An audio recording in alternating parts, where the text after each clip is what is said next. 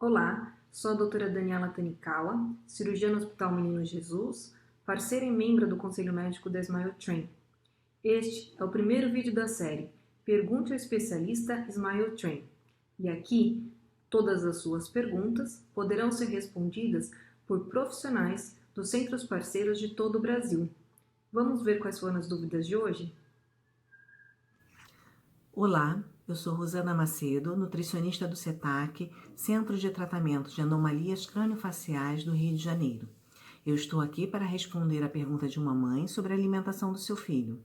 A pergunta é a seguinte: estava com a cirurgia do meu filho marcada e teve que ser adiada por causa da pandemia. Como cuidar da alimentação dele para que ele se mantenha nutrido e com bom peso até a cirurgia? Criança de 4 meses com fissura de lábio e palato.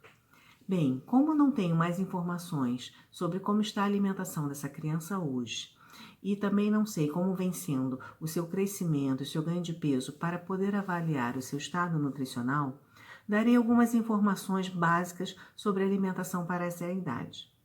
De 0 a 6 meses de vida, o alimento da criança ideal é o leite materno, que deve ser oferecido de forma exclusiva. Contudo, muitos bebês que nascem com fissura lábio-palatina necessitam do uso de fórmulas de partida, que é como chamamos as fórmulas que são ofertadas do nascimento até o 6º mês de vida. O uso dessas fórmulas, que contêm todos os nutrientes necessários e em proporções adequadas, deve ser exclusivo, sem introdução de nenhum outro alimento até o 6º mês de idade. O que serão necessários são ajustes de volume, já que os bebês crescem e ganham peso muito rapidamente. Esses ajustes devem ser feitos de forma gradual. Se o bebê nessa idade já dormir bem durante a madrugada, não há necessidade de acordá-lo para ofertar uma mamadeira. Ao longo do dia, deverão ser ofertadas de 6 a 8 mamadeiras, dependendo do volume e dos intervalos entre as mamadas. Para uma orientação nutricional individualizada, incluindo como se deve fazer a introdução alimentar a partir do 6º mês de vida, eu sugiro que seja agendada uma consulta com o nutricionista, que pode ser feita em tempos de pandemia, à distância, online. Espero ter esclarecido as suas dúvidas, mamãe. Até mais, um abraço. Olá, sou Iracema, fonoaudióloga, atuo no Hospital Menino Jesus, aqui em São Paulo, que é parceiro da Smile Train, e hoje estou aqui para responder uma questão de uma mãe. A pergunta é a seguinte: tem um recém-nascido com fissura labial e tem algum exercício fonoaudiológico que ajude na amamentação? Então, exercício propriamente dito, nesse momento, não.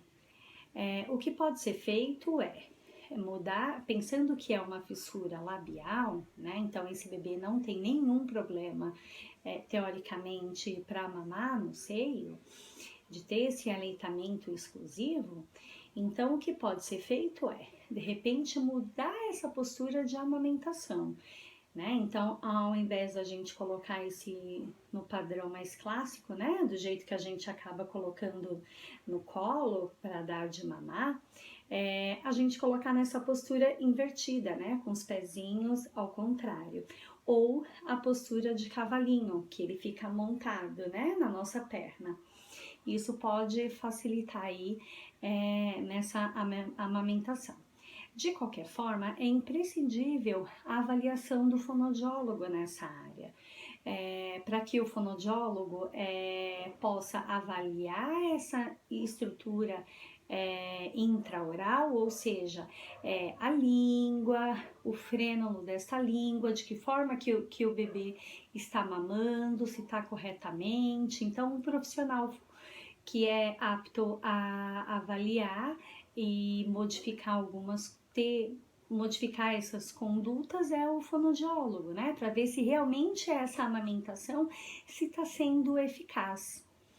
E o que também pode ser feito, que não é um exercício, mas é mais uma sugestão para essa mãe conversar com esse bebê durante a amamentação. Isso vai fazer aumentar ainda mais o vínculo mamãe-bebê. Espero ter conseguido responder a questão e aguardo vocês para uma próxima. Até logo, tchau! Bem, como vocês puderam ver, neste primeiro momento que vai do nascimento até a realização da primeira cirurgia, as questões com a alimentação são muito importantes. E como tem ocorrido o adiamento das cirurgias por conta da pandemia, nós devemos ficar atentos para que nossos bebês se mantenham bem nutridos e saudáveis até que uma nova data possa ser agendada. Até lá, se vocês tiverem dúvidas, vocês podem enviar aqui para a gente. Os especialistas parceiros da Smile Train irão te responder e toda semana terá um vídeo novo. Além disso, na próxima segunda-feira tem uma live comigo falando sobre os principais cuidados com os recém-nascidos portadores de fissuras. Participem!